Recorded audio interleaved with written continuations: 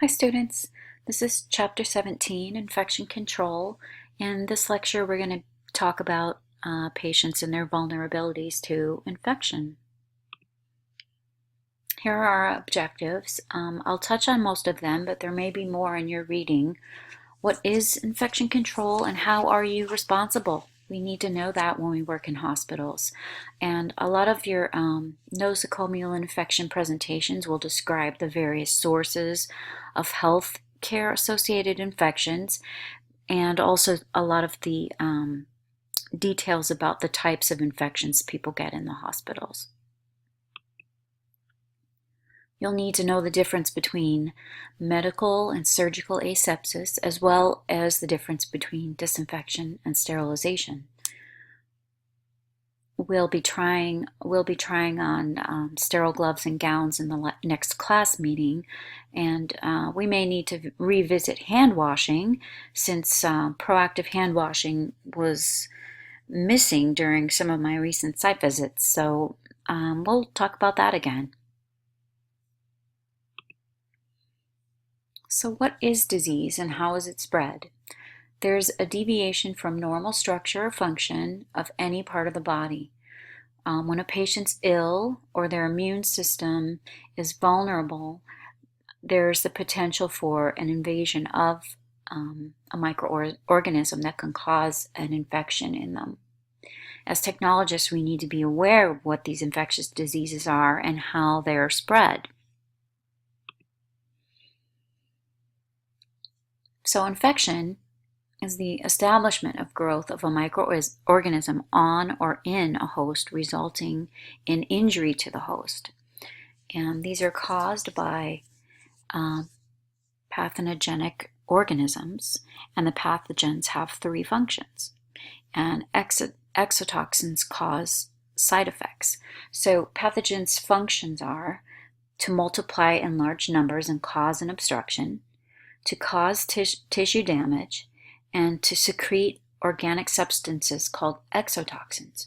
These are toxins that are released by a living bacterial cell into its surroundings. Some of those side effects that exotoxins cause are high temperatures, nausea, vomiting, and seizures. I have to say, after looking at these images of different types of pathogens, it started to make me feel kind of sick to my stomach. It makes you realize what's out there in your environment that you can't see and you just are unaware of until somebody gets sick. So the four different types of pathogens are bacteria, viruses, fungi, and parasitic protozoa. Bacteria are prokaryotes. They lack nuclei and membrane-bound organelles. They are single-celled and may reside in a host in a group or cluster called a colony. There are three different classifications: rods, spheres, and spirals. And morphology, or the size and shape of the bacterium, is determined by a simple staining technique called gram staining. It's named after the Danish bacteriologist who originally devised it in 1882. He published it in 1884. His name was Hans Christian Gram. Common bacterial infections today, like streptococcal infection or strep throat, which you all are, I'm sure, familiar with, bacterial pneumonia, tuberculosis, food poisoning, and salmonella, they contain both DNA and RNA. Some bacteria produce a highly resistant form known as an endospore. They are internal and metabolically dormant and are highly resistant to the external environments. It is a survival form of the bacteria.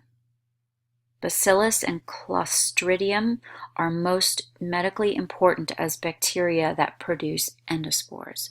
So basically, they have formed this shell around themselves called an endospore that protects them and allows them to remain dormant in a host environment. Common viral infections are things like the common cold or infectious mononucleosis, herpes simplex, papillomavirus, um, varicella zoster virus, which is chickenpox, and shingles or herpes zoster virus, which travels through the nervous system and emerges at the nerve endings. Really, really painful virus. Viruses need the host to provide a missing component in order for them to survive. The virus can also be repeated several times and is known as latent or dormant infections, such as cold sores, which is the herpes simplex virus, or shingles too. It starts with the varicella chickenpox virus and then lays dormant, and sometimes then shingles is another manifestation of that similar virus. One time we had a potluck at our office, and out of 30 staff members, 12 of us came down with the norovirus. It's highly contagious, and it's spread through ingesting the virus. You can become infected with the norovirus by accidentally getting the stool or vomit from an infected person into your mouth. So it makes you wonder, did someone not wash their hands? Norovirus is most often the cause of illnesses and outbreaks from contaminated food in the United States. These outbreaks can also occur from foods like oysters or fruit or vegetables that are contaminated at their source, sometimes through the fertilizer or water that's used to grow the food. You can become infected by eating the food or drinking liquids that are contaminated, touching surfaces or objects contaminated with the norovirus, and then putting your fingers in your mouth, or having contact with someone who's infected. For example, if you have a family member who's sick with it and then you're taking care of them, then it's a very good chance that you're going to get it as well. And I have to say, it's the most sick I've ever been in my life, and I was really sick for about a week. So it's one way to lose weight, but not optimal. Common fungal infections are things like athlete's foot or ringworm, and another one called Tinea nigra, which is a fungal infection that is mostly on the palms of the hands or the soles of the feet that causes dark brown or black discoloration on the skin.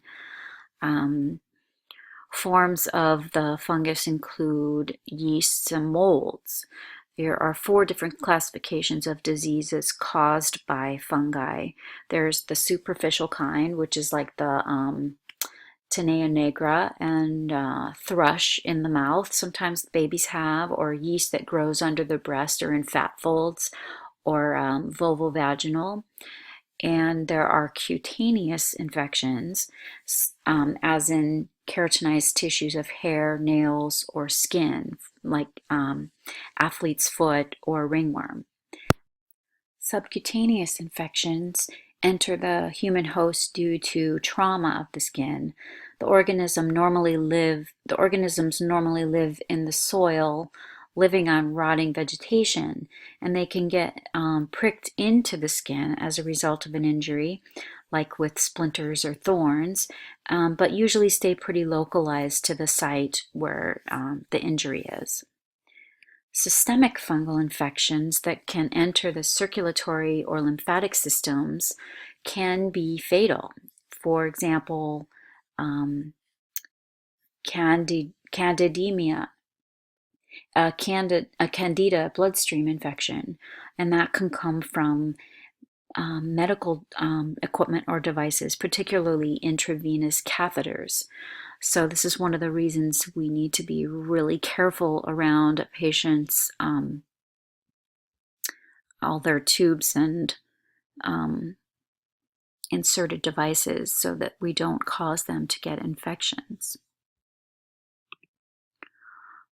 Parasitic protozoa.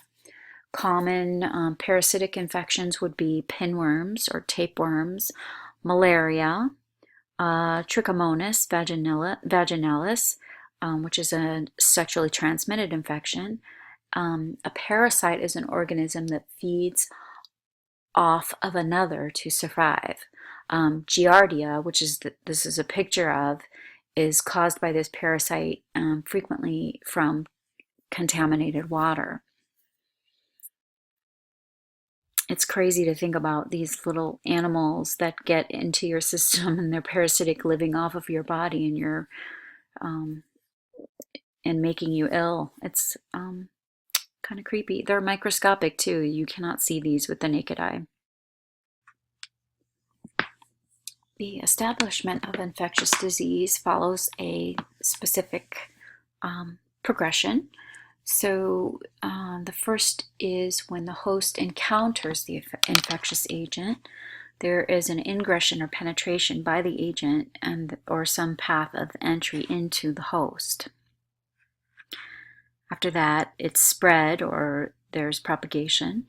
There is multiplication during an incubation period, and there can be damage, either direct or indirect, and the outcome is either immunity, infection, or both.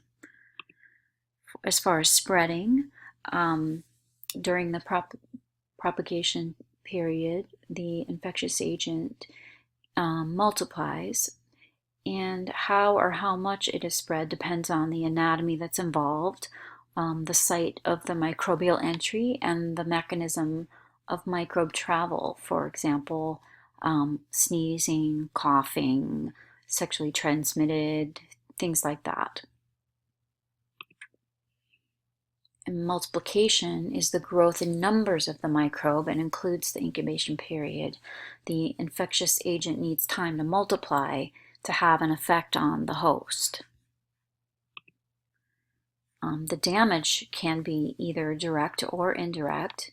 When it's direct, there is specific cell death caused by destruction of the host cells or overcoming the immune system.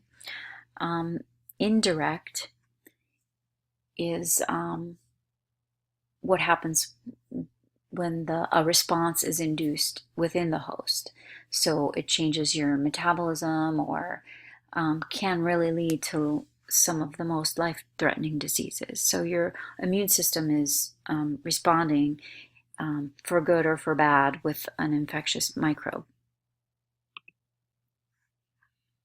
In the outcome, there are really three outcomes. Either your body overcomes the infectious agent and eliminates it, which creates an immunity, or your infection overcomes you and you get the disease, or there is a compromise and the host and the infection somehow live together in the body. The chain of infection is the cycle that the infection has to go through in the body. So it starts with the host, then there's the infectious microorganism, mode of transmission, and reservoir. Dr. Robert Koch in 1876 introduced the germ theory of disease. Prior to that, there was the assumption that illness was transmitted from the sick to the well, and prior to the 16th century, disease was known to be spread by evil spirits. So there's just so much that no one understood about how germs were spread and how people got sick. After that, and until Dr. Koch's theory, illness was spread by contagion, or today we say contagious, or something is highly contagious that you can pass on to from sick people to well people. The relationship between host and the microorganism is variable. There are 4 factors involved in the spread of the disease, and if all the parts of this chain do not exist, then the disease cannot be transmitted. So the human host must be in a hospitable state, or it must present a favorable environment. The infectious microorganisms include bacteria, viruses, fungi, and protozoa, as we just talked about. And the reservoir is the site where the microbe can remain alive and from which transmission can occur.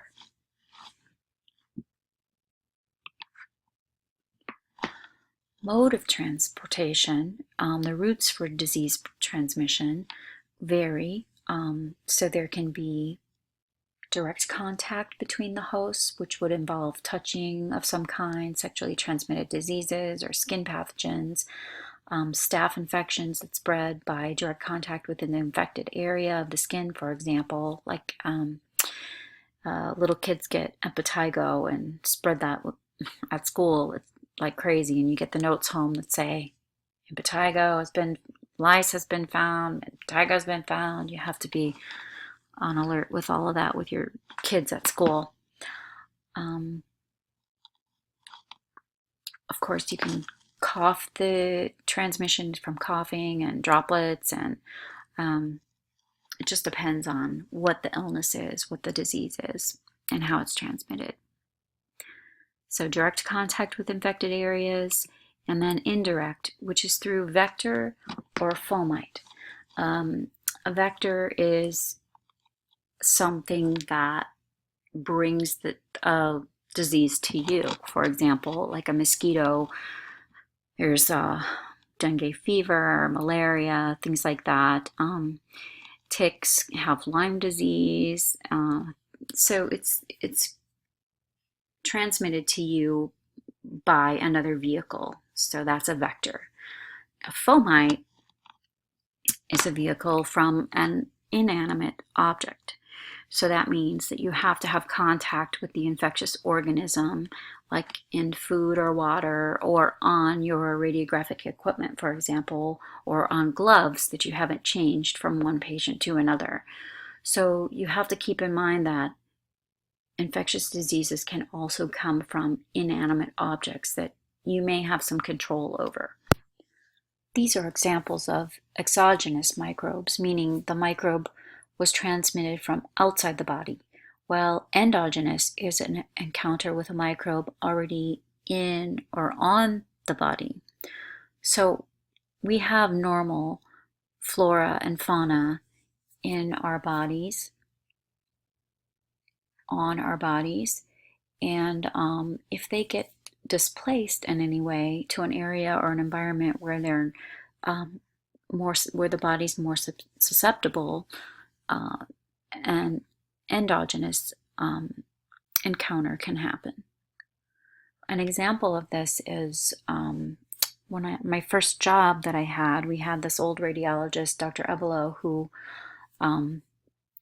kind of an old-fashioned guy, didn't mess around with doctors a whole lot, and just an old-fashioned doctor. And he got a staph infection in his arm, and even when his whole arm swelled up, he didn't get it checked out because he was just didn't want to. He didn't feel like it. He thought he was perfectly fine. He just he was an old doctor who knew everything, and he didn't get it checked out. But within 2 weeks, it had become completely systemic, and he had staph infection throughout his body, and his body couldn't fight it, and he did pass away from it. So, you know, we talk about the infection control a lot and the hand washing and all of that, but it is very, very serious when people's immune systems are at risk and are not able to fight these kinds of infections. So,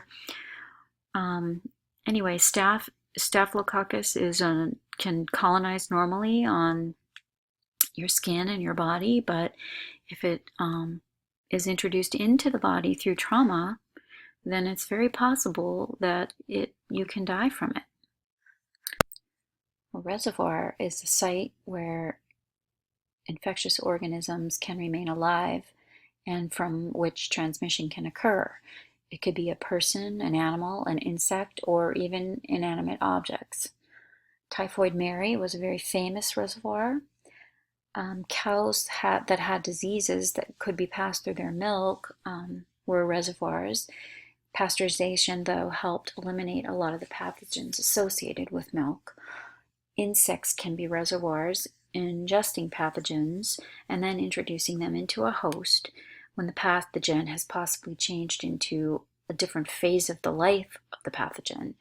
Malaria is an example of this, which is spread by mosquitoes. The Zika virus, which is out there right now, is spread by mosquito. Inanimate objects include linen, privacy drapes, image receptors, gloves, portable machines, food, water. Remember the video that I showed you about spreading germs in the hospital and infections in the hospital, when anything the guy touched was infected at that point and could possibly spread disease.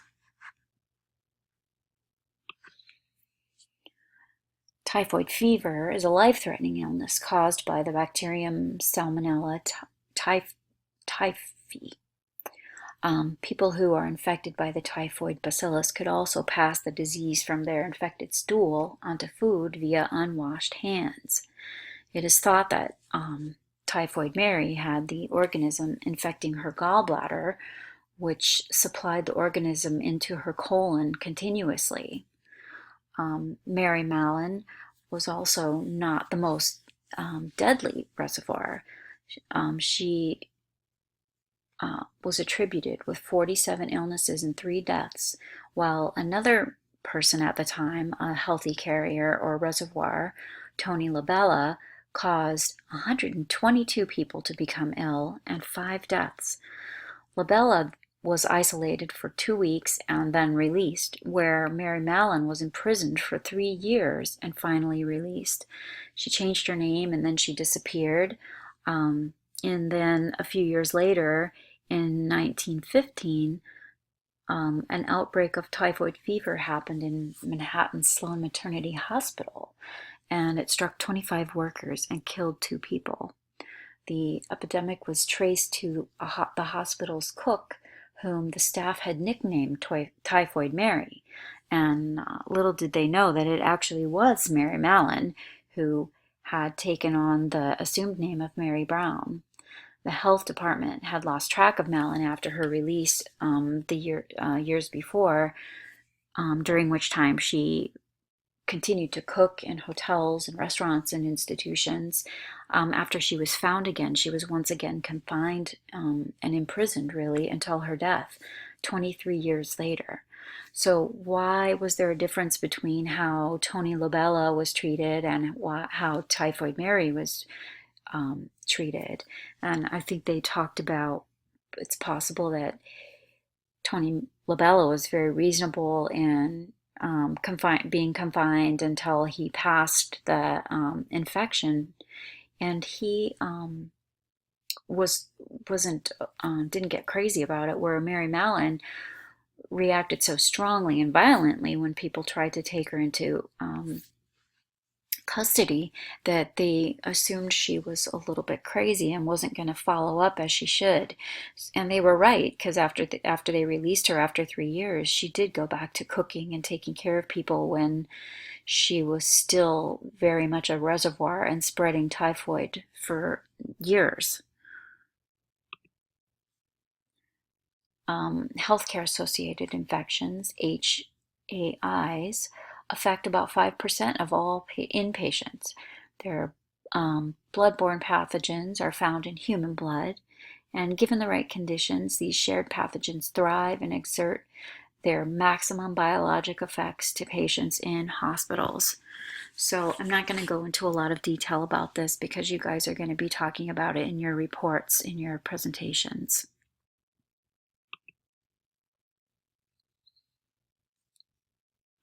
I do want to mention iatrogenic infections. That is when an infection is introduced by a physician through, for example, a biopsy or a surgery, or inserting a catheter, some kind of a procedure that an infection is introduced into the patient by a physician. So one of the things we'll talk about in the next couple of chapters is about aseptic technique and sterile procedures and things like that. So if protocols and procedures aren't followed, it's very possible for a physician to introduce an infection into a patient. Of course, we know patients are compromised, immunosuppressed. When they're in the hospitals, they're very ill. It's very easy for personnel to transmit infections to these patients. Patient flora, which we talked about, they're very at risk from their natural flora. And of course, blood-borne pathogens are a concern. Hepatitis B and HIV are the most prevalent.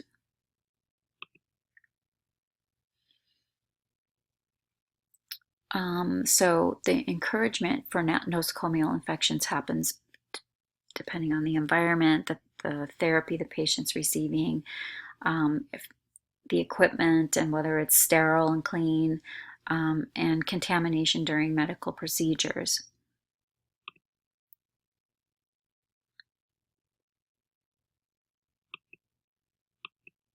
Factors increasing potential for these infections are age, heredity, nutritional status. If you don't have enough nutrients within your system, you can be very susceptible to infection.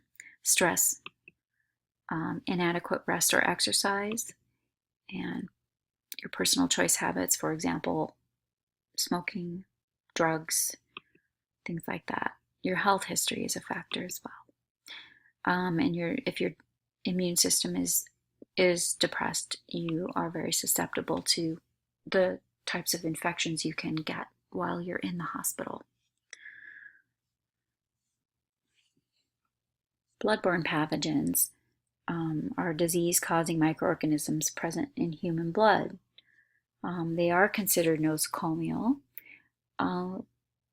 They can be transmitted while you're in the hospital, and most common types are HIV and HBV, hepatitis B virus.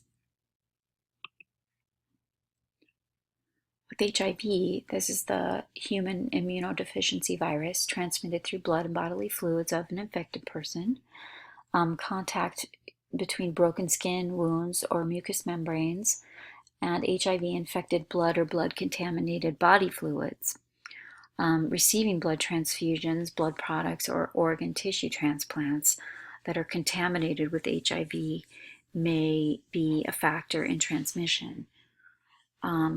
Needle sticks is a big problem with hospital employees because you're not supposed to recap needles when you use them because of the potential to poke yourself, and accidents happen. But if you are accidentally stuck by a needle, you do have a process you have to go through to make sure that your blood tests remain normal for up to a year. Defense mechanisms of the body are ways the host can protect itself from microbial infections. Some of these internal mechanisms include intact skin and mucous membranes that are mechanical barriers which microbes must first get past. Chemically, sebaceous and sweat glands secrete moisture and fatty acids on the skin that can kill many types of bacteria and fungi. The cellular process is the shedding of skin caused by friction, as in hand washing. Burns are particularly susceptible to breach in the skin and cellular shedding process that protect the body from infection. So patients with burns are really susceptible to any kind of infection. You have to be very careful around those patients. Mucous membranes are in many systems of the body, including the respiratory system, gastrointestinal, genitourinary tract, and conjunctiva of the eye. All have the gel-like substance mucus that traps foreign bodies and moves them back out of the system. So all of these systems work with this mucosa that keeps everything shedding and moving out of the system instead of allowing it to get into your system systemically. Phagocytosis is the cellular defense process in which the phagocyte is responsible for engulfing, destroying, and removing foreign particles. It's part of an inflammatory process that your body fights these invasive foreign particles. Phagocytosis ensures that all the daily attacks by microbes that do get through the barriers don't take hold in the body. Some of the external mechanisms include normal microbial flora. While it can be normal for some, it can be life-threatening to others.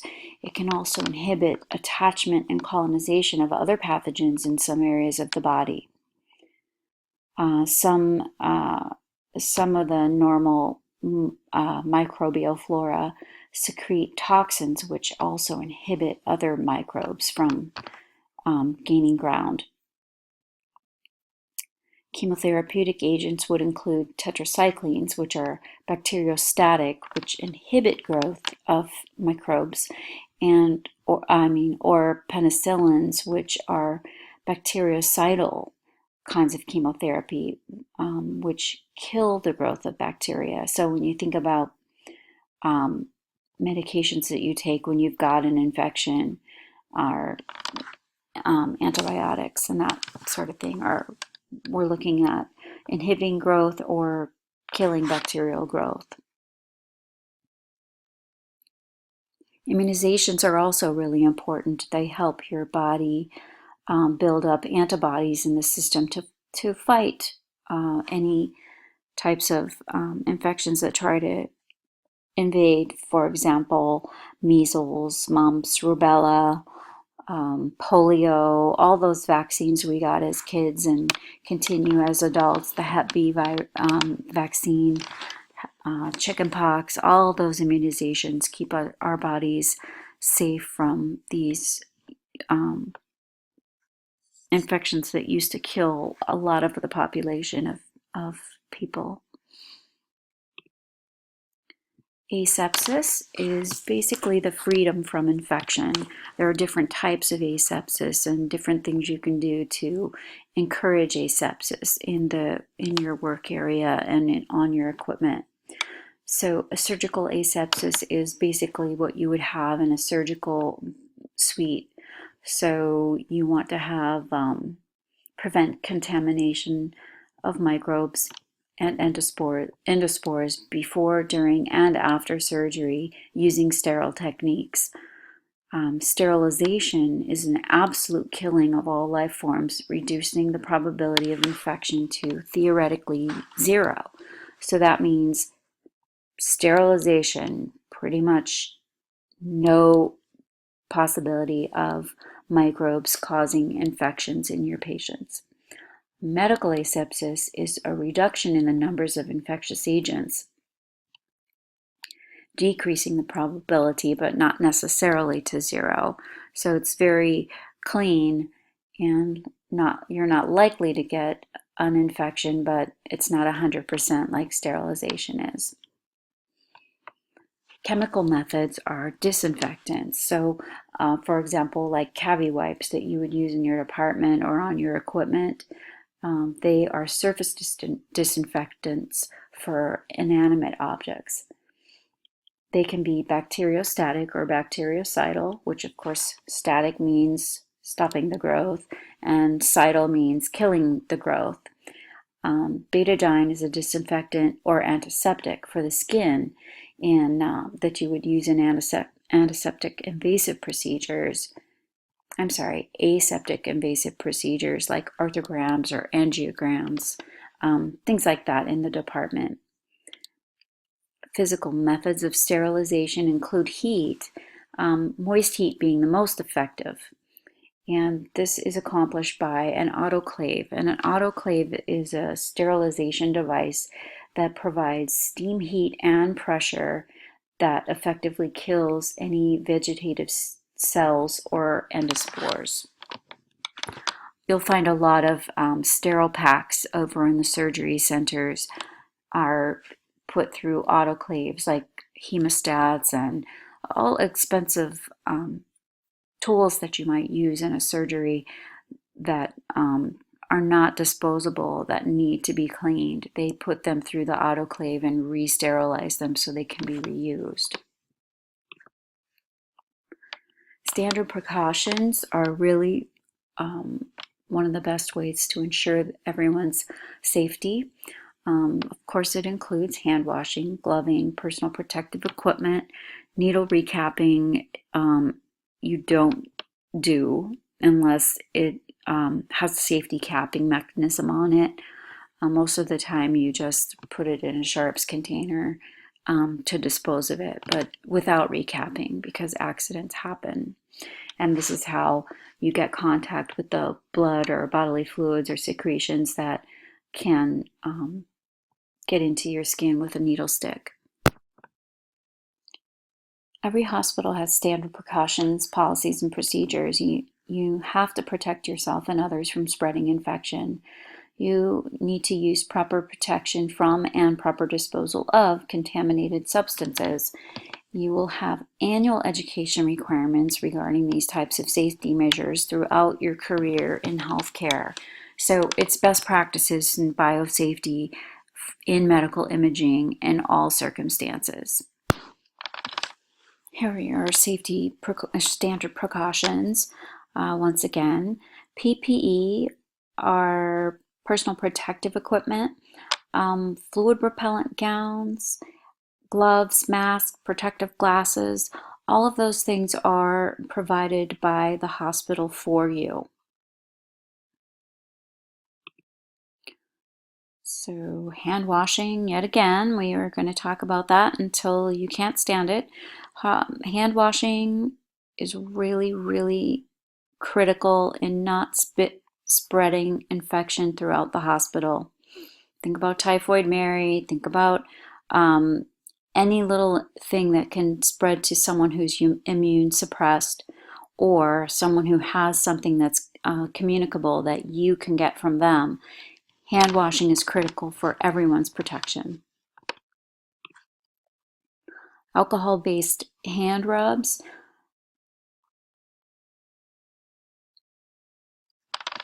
You can use them. I don't particularly care for them myself. They dry my hands out too much, but definitely every 2 or 3 times you've used the alcohol-based hand rub, then you need to wash your hands with soap and water. So it's not good for all day. It's good for, 3 or 4 times, and then you need to do hand washing with soap and water. It's definitely faster, more convenient than hand washing if there's not a sink available. But like I said, you have got to make sure that you wash after every 3rd or 4th time of using the alcohol-based hand rub.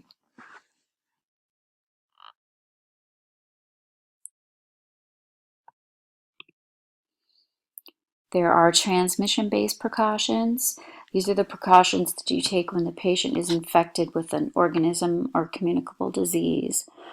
When the patient is particularly immunosuppressed, like bone marrow transplant patients, you have to use these protections in order to keep the patient safe. Airborne precautions. The organisms are suspended in the air, so you need a respiratory precaution, which means a mask.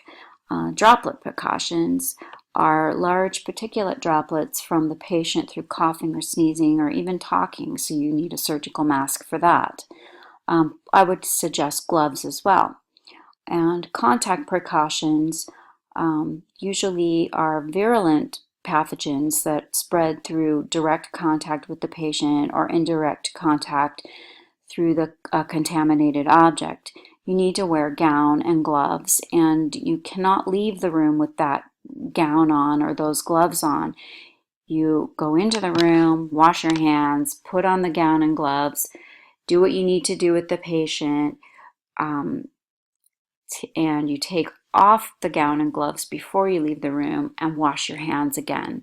So it all has to be contained within the room. You can't leave the room with any of that protective equipment on. There are the whole process for contact precautions techniques is listed on page 221 to 223 in your patient care book. I would suggest that you review that really well and plan on having that in your routines as far as precautions go when you go up to patients' rooms or when their patients come down to you that require these kinds of precautions. Infections happen when a microorganism homesteads in the host. Infectious diseases are caused by the pathogenic organisms. Nosocomial infections are those acquired in the hospital setting. The body has several mechanisms to fight the infections, and it does it every single day. To protect the patients from infections, we use aseptic techniques to control the environment as much as possible.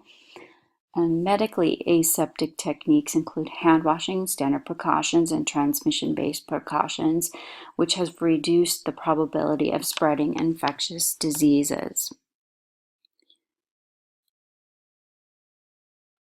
That concludes chapter 17, and we will have chapters 18 on asepsis and 19 on non-asepsis coming up.